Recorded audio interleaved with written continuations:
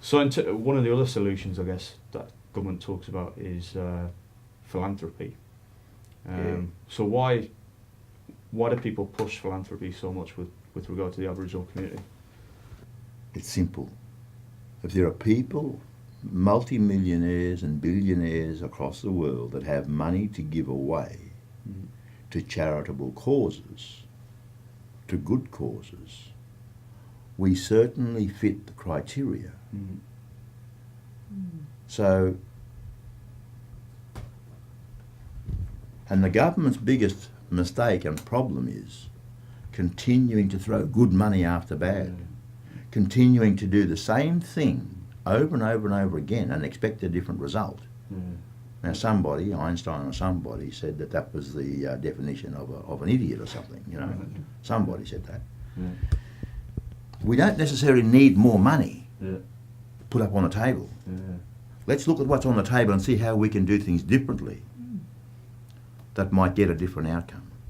And give us the opportunity to learn from our own mistakes. We've rarely been in a position where we're put in power and given the resources, the experts and the funds, and our own people put in a position to say, all right, we're going to do this, we're going to do it this way, and we'll learn from our mistakes. The dominant culture, the government, the mainstream, they don't learn from mistakes. Not in black affairs, they don't. So you get someone, let's say you get a philanthropist coming to you, offering you money. Is it ever clean money? Is it money that you can do with as Yes, you like? yes, yes, it's clean money. As in, But like, for you, does it feel clean? Does it Yes, feel like, yeah? yes, there are occasions, yes, where there is a fit. Yeah, The problem is, it's on their terms. yeah, right. Yeah, And that's this white thinking, this colonial brainwashing yeah, and colonial thinking. It is on their terms. And one might say, well, why shouldn't it be on their terms? It's their money. Look, if you're coming in here to my community and talking to my people, you be prepared to do things differently and do things on our terms. yeah. So do you feel dominated sometimes by philanthropists who come in with a program and want to inflict it on you? Because it sounds good. Some guy comes up to you and says, here's $1 million for a project, but it's going to be on my terms. Is that domination, is it? Or? It's domination, and it's ignorance. It is ignorance. It is white colonial ignorance. Because the evidence is there that your terms don't work. It's time to do something different. We live with the problems. We know the solutions. So sit. Don't see us as a deficit model where we bring nothing to the table. Now, this is one of the biggest issues here in this country. They see us as a deficit model. It's not that long ago that we ran this country. We had trade arrangements with our next door neighbouring clans and tribes. We had international trade arrangements back in the 1600s, before the British got here, with the Macassans, people from the north, the Dutch, the Portuguese. They stopped in on the west coast of this country for fresh water, for food, on their trade routes. We had international arrangements with these people. We had trade arrangements, agreements, where they were allowed to do that. The problem was with the British come, and they needed to establish a penal colony. Their jails were overflowing. They needed to find a new place. So they came and destroyed people, country, animals, environment. That's where the problem. But it's not that long ago that our women and children walked free of fear. We ran this country for thousands of generations, and we ran it well. So don't come here sitting around the table with us and seeing us as a deficit model, that we bring nothing to the table. That is the first mistake they make. It's a white superiority complex. It really is. White superiority, no question about it. So in that context, what does it feel like when rich white Australians, have made a fortune out of this continent and come back and want to be applauded for giving some of their wealth back to the indigenous population? Does it feel like an insult? I find it offensive. Yeah. I find it offensive. I welcome it, Yeah. but be open-minded and do it on our terms. Yeah. And that's the reason I find it offensive. It is always done from a white, patronising, paternalistic, mission manager mentality. Usually always done that way. Some of the smaller philanthropists may well sit down with somebody in Central Australia and say, well, we could give you $30,000 to fix that ball. That's what I was talking about this morning on air with a lady from Utopia, 200, 300 kilometres from Alice Springs, her community. Yeah. And they've got a bore that needs to be restored. It may well cost $30,000. And there are small philanthropists that can assist on those terms, on our terms. But generally, I met a couple a year or two ago, a couple of philanthropists. One was a lady based in Melbourne. And she really had a feeling, a commitment to health, and wanted to fund health workers or nurses and scholarships like that. Well, that's fine. That's fine. We've got a lot of people that are wanting to study and go into those fields. And if there are people out there that can create scholarships and support for these sorts of studies and things like that, that is great. Really good and welcoming. But it's the long-term stuff where there's change on the ground, where there is self-empowerment, where there's self-determination being practiced. Yeah. These are the things. There's an old saying, better to teach people how to fish and feed themselves rather than bring them in fish every day or bring them food every day. Yeah. That's what we're saying. That's what we want. Okay. One of the things that you hear quite often, you just mentioned patronising. I've talked to a lot of well-meaning white Australians or white Europeans who said basically the solution to the problems that Aboriginal people face are to basically return to the bush. So you've got this great radio station here, right? Great setup, brilliant technology. I was talking to Joel Skeen the other day about the way in which Aboriginal artists are now able to use the internet to protect their property rights, use all these sorts of things to defend themselves. What do you say to people who say that these are means of perverting your culture, perverting your abilities to self-manage? We need the choice to live as we wish.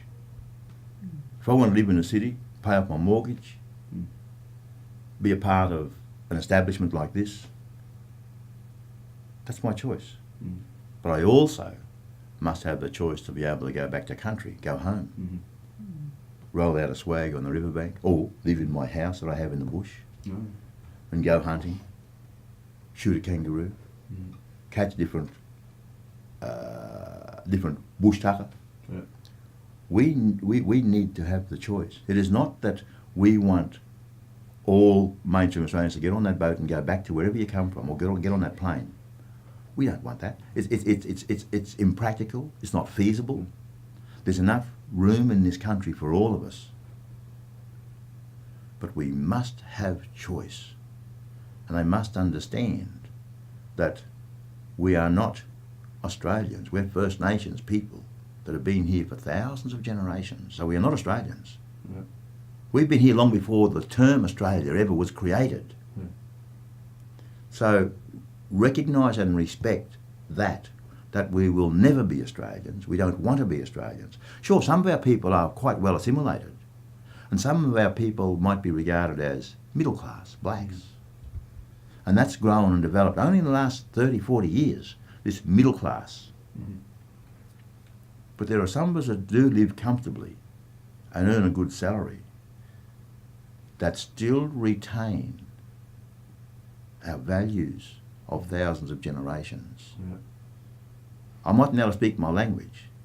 I definitely can't make a fire without a match or a lighter. But I still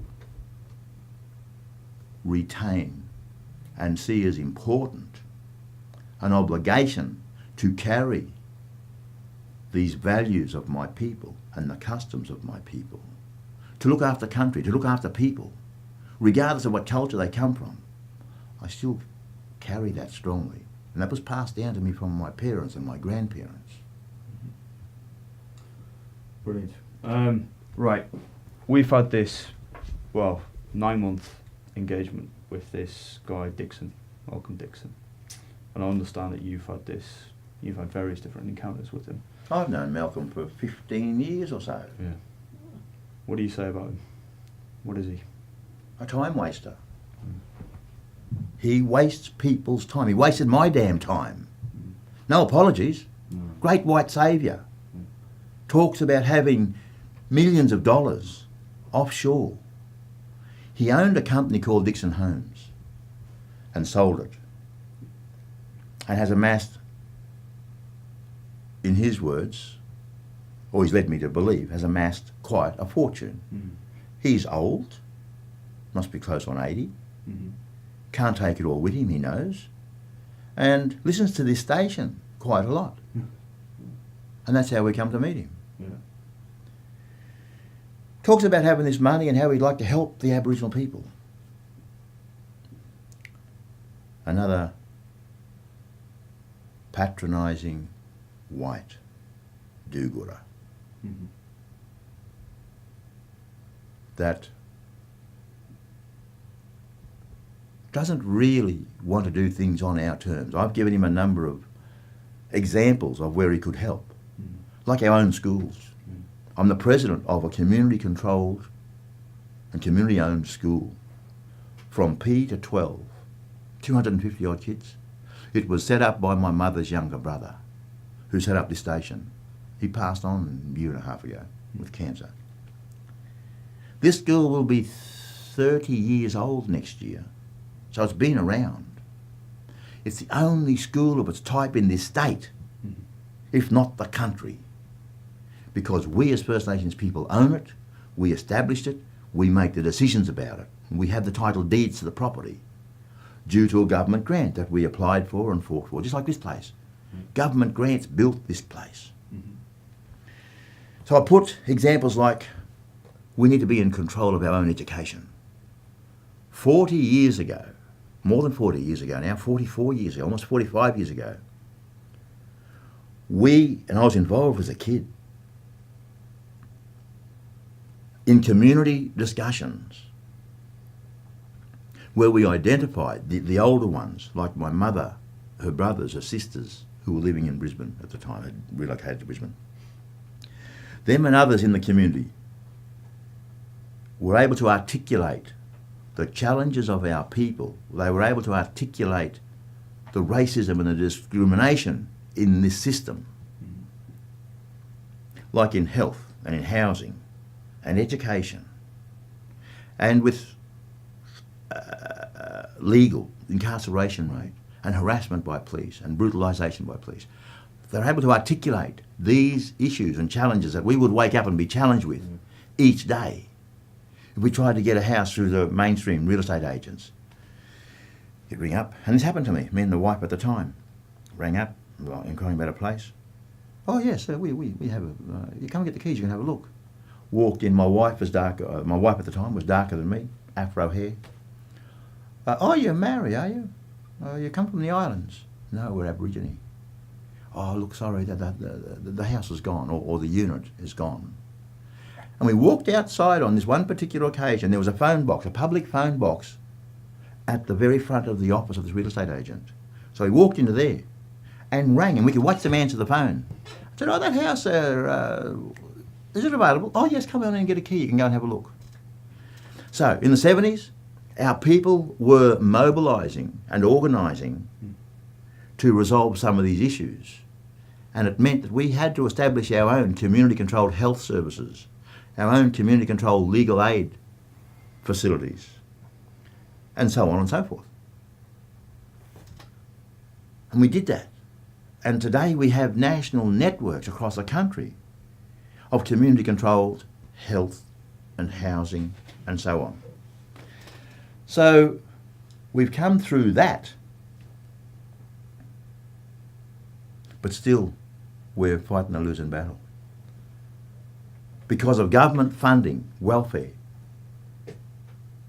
restrictions, requirements, compliance. You must comply. Yeah. And a lot of our people are prepared to compromise their position, their situation, with these assimilationist policies. And there's some of us around that said, look, we lived before we had buildings like this. We lived before we had money to pay wages. We still did this job. We will live after it all finishes too. And we'll probably continue on to do the best we can within the facilities and the jobs that we have. We may not get paid. So some of us are quite strong in that regard.